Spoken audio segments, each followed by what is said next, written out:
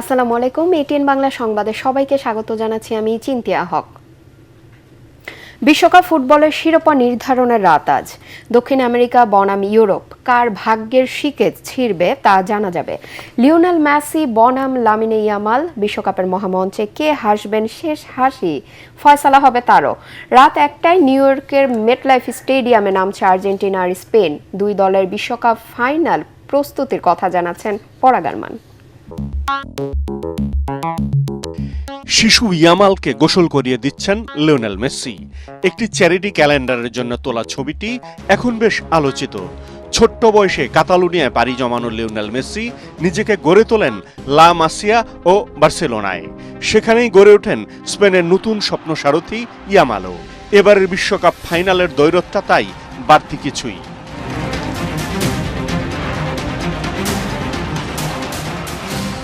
তবে আর্জেন্টিনার ফুটবল মানেই আবেগ, নাটকীয়তা আর টানটান উত্তেজনা। চতুর্থবারের মতো শিরোপা জিততে মাঠে নামবে বর্তমান চ্যাম্পিয়নরা কোটি কোটি ভক্তের আকাশচুম্বী প্রত্যাশা নিয়ে। কোচ লিওনেল স্কালোনি এমন এক কৌশল তৈরি করেছেন যেখানে খেলোয়াড়রা লড়াই করেন লিওনেল মেসির জন্য, আর মেসি তার জাদুকরী ফুটবল শৈলী দিয়ে দলকে জয়ী করান। আর্জেন্টিনার সামনে এখন ইতিহাস গড়ার হাতছানি। 2002 সালে ব্রাজিলের পর প্রথম দল হিসেবে বিশ্বকাপের সবকটি ম্যাচ জিতে শিরোপা জয়ের সুযোগ এখন তাদের সামনে। মাঝমাঠ নিয়ন্ত্রণ, বক্সের সামনে রক্ষণব্যূহ আর মেসি জাদুর ওপর ভরসা, এই তিন সূত্রেই এগোয় আর্জেন্টিনার জয়রথ। মেসির ম্যাচ উপভোগ করা উচিত। ডিয়েগোর মতোই একদিন তাকে মিস করব আমরা। এখনো তিনি আছেন আমাদের সঙ্গে। এই ইতিহাস শুধু তার নয়, পুরো দলের, যা কয়েক বছর আগেও ছিল কল্পনার বাইরে। ঐতিহাসিকভাবেই স্পেনের ফুটবল তিকি তাকা হিসেবে পরিচিত। তবে বর্তমান কোচ লুইস দে লা ফুয়েন্তের অধীনে তারা আরও বেশি আক্রমণাত্মক, অনেক বেশি গতিময় ফুটবল খেলছে। মাঝ মাঠে রদ্রির নিখুঁত পাসিং এর পাশাপাশি দুই উইংয়ে তরুণ ইয়ামাল, নিকো উইলিয়ামসদের গতি প্রতিপক্ষের রক্ষণ ভাগকে কাঁপিয়ে দিতে যথেষ্ট। আর তাদের রক্ষণই শক্তির জায়গা। 7 ম্যাচে মাত্র 1 গোল হজম করেছে লা রোজারা। আর্জেন্টিনার প্রতি আমার শ্রদ্ধার শেষ নেই। কোপা আমেরিকা জয়ী, ফিনালেসিমা জয়ী, বিশ্ব চ্যাম্পিয়ন, আর এখন বিশ্বকাপের ফাইনালিস্ট। ইতিহাসে এমন কীর্তি বিরল। দুই দলের 14 লড়াইয়ে 6 জয় আর্জেন্টিনার, 6টি স্পেনের আর 2টি ড্র। তবে বিশ্বকাপের মহামঞ্চে জিতেছে আর্জেন্টিনাই। মেসির হাতে চতুর্থ শিরোপা নাকি ইয়ামালের হাত ধরে স্পেনের নতুন ইতিহাস, ফয়সালা হবে রোববার দিবাগত রাতে। পরাগ আরমান, এটিএন বাংলা। মায়ামিতে 10 গোলের অবিশ্বাস্য থ্রিলারে ফ্রান্সকে 6-4 ব্যবধানে হারিয়ে বিশ্বকাপে তৃতীয় স্থান অর্জন করল ইংল্যান্ড।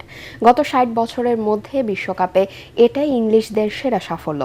ম্যাচে দুর্দান্ত হ্যাট্রিক করেন ইংলিশ তারকা বুকায়ো সাকা। বাকি গোলগুলো করেন জুড বেলিংহাম, এজেরি কনসা ও ডেক্লান রাইস। অন্যদিকে ম্যাচ হারলেও জোড়া গোল করেন কিলিয়ান এমবাপ্পে। এতে লিওনেল মেসির 21 গোলের রেকর্ডকে টপকে যান ফরাসি তারকা।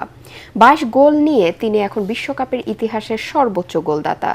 চলতি বিশ্বকাপে 10 গোল করে রিয়াল মাদ্রিদ ফরওয়ার্ড এখন গোল্ডেন বুটের দৌড়ে সবার চেয়ে এগিয়ে। ফ্রান্সের হয়ে বাকি গোল দুটি করেন উসমান দেমবেলে এবং ব্র্যাডলি বারকোলা।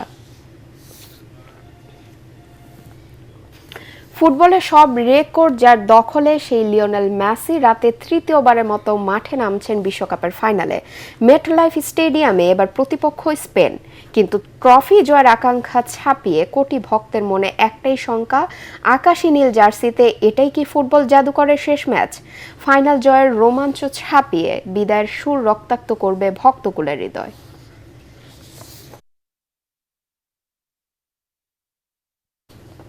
2022 সালে ফুটবল বিশ্বকাপের খেলা দেখানোর নামে অর্থ লোপাট হয়েছে। তবে এবার সরকার দেশের অর্থ অপচয় রোধ করেছে বলে মন্তব্য করেছেন তথ্য সম্প্রচার মন্ত্রী জহির উদ্দিন স্বপন। সচিবালয় তথ্য অধিদপ্তরের সম্মেলন কক্ষে সংবাদ সম্মেলনে তিনি এমন মন্তব্য করেন। প্রধানমন্ত্রীর পক্ষ থেকে নির্দেশনা পেয়ে কোনো মধ্যস্বত্বভোগীর মাধ্যমে না গিয়ে সরাসরি ফিফার সাথে যোগাযোগ করে মাত্র $3.85 মিলিয়ন বিশ্বকাপ ফুটবলের সম্প্রচার স্বত্ব কেনা হয়েছে বলে জানান মন্ত্রী। ফিফার সাথে আরও সময় নিয়ে আলোচনা শুরু করা গেলে দর কষাকষির সুযোগ থাকতো বলেও জানান তিনি। অথচ 2022 সালে এই খাতে 140 কোটি টাকা লেনদেন হয়েছিল, যার মধ্যে বড় অংশের টাকা সরকারের তহবিল থেকে খরচ হয়। যারা এই অর্থ লোপাটের সাথে জড়িত তাদের বিরুদ্ধে বিভাগীয় তদন্ত চলছে বলেও জানান তথ্যমন্ত্রী। এবারে সরকারের যে টাকা খরচ হয়েছে সেখানে এখনো 3-4 কোটি টাকা ঘাটতি আছে উল্লেখ করে এই অর্থ সম্প্রচারকারী কর্তৃপক্ষের সাথে আলোচনা করে তুলে আনার চেষ্টা করছেন বলেও জানান তিনি। যুক্তরাষ্ট্রের নিউ ইয়র্কের কুইন্সে যাত্রা শুরু করলো বাংলাদেশি মালিকানাধীন রেস্তোরাঁ জল খাবার। জামাইকা অ্যাভিনিউতে আয়োজিত উদ্বোধনী অনুষ্ঠানে প্রধান অতিথি ছিলেন বাংলাদেশ সোসাইটির সাবেক সাধারণ সম্পাদক এবং এটিএন বাংলা ও এটিএন নিউজের ইউএসএর পরিচালক ফখরুল আলম। এ সময় রেস্তোরাঁর স্বত্বাধিকারী তসলিম খান, পরিচালক মনোরঞ্জন ঘোষ সহ স্থানীয় ব্যবসায়ী, কমিউনিটি নেতা, সাংবাদিক, সামাজিক ও সাংস্কৃতিক অঙ্গনের ব্যক্তিত্ব সহ প্রবাসীরা উপস্থিত ছিলেন। এ সময় অতিথিরা প্রবাসে বাংলাদেশি খাবার ও সংস্কৃতিকে নতুন প্রজন্মের কাছে তুলে ধরতে এ ধরনের উদ্যোগকে স্বাগত জানান।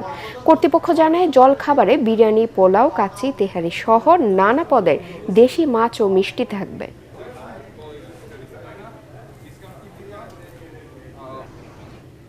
পরবর্তী সংবাদ দেখার আমন্ত্রণ জানিয়ে এখনকার মতো শেষ করছি।